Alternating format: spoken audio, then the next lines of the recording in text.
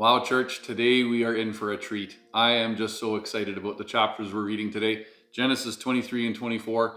I can just hardly wait. Let's jump in. So for 23, I just want to point out a couple of things here.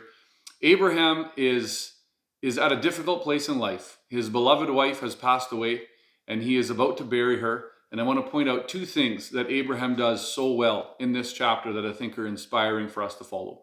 One is that he has honored Sarah well in life, and he is now desiring to honor her in death. And so he pursues, or he approaches these Hittites about providing a burial place for Sarah to be laid to rest. And I think it's a beautiful thing, the way Abraham, it actually costs Abraham a lot here to find a place where he can lay his wife to rest.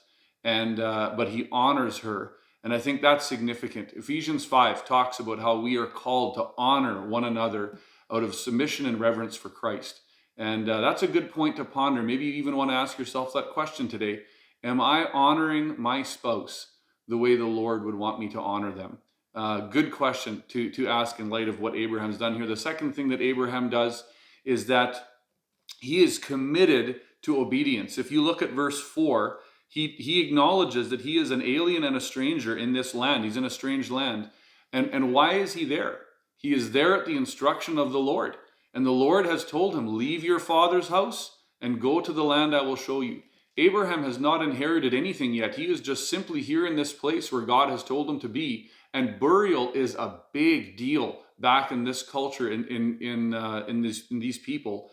And Abraham is seeing to completion this instruction from the Lord. He is honoring the Lord and obeying him in faith by burying his wife not back in his father's homeland, but by burying her in this place. And he is obeying the Lord even in this very difficult season in life. And so that's something that I think just inspires me to want to follow and be committed to obeying the Lord at whatever he instructs me in. And then in chapter 24, this is just a beautiful picture, church. What we see here is a picture of the Trinity at work in this amazing example of how a wife is sought out for Isaac. I want you to spend some time here today. I'm going to mention a few things, but and we'll come back to that in a minute. But here's what we want to see. Abraham is a type of the Father. Isaac is a type of Christ or the Son, or in this case, the bridegroom. The servant is the Holy Spirit, and the bride, Rebecca, is the church. And if we look through here, I'm just going to give a little bit of an overview of some things that I see just to spark your brains here. But I want you to spend time meditating with the Lord on the beauty that you see in this chapter. So if we look at verses 2 to 4, the servant was sent to find a bride for Isaac in the same way that the Holy Spirit goes out to find a bride for Jesus. Beautiful. Verse 5, the servant was only going to bring a willing bride back for Isaac.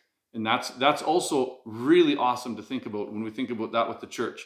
In verse 14, we can see that the servant is desiring to have a bride who has a servant's heart. Amazing. Verse 16, the bride is beautiful to the servant. Verse 17, the servant is eager to meet the bride. Have we ever thought about that?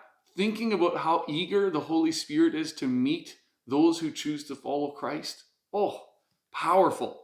In verse 22, the servant gives the bride gifts. Just like we read about in 1 Corinthians chapter 12, Romans chapter 12, the Holy Spirit gives the church gifts. And the Spirit in this picture gives Rebecca some gifts.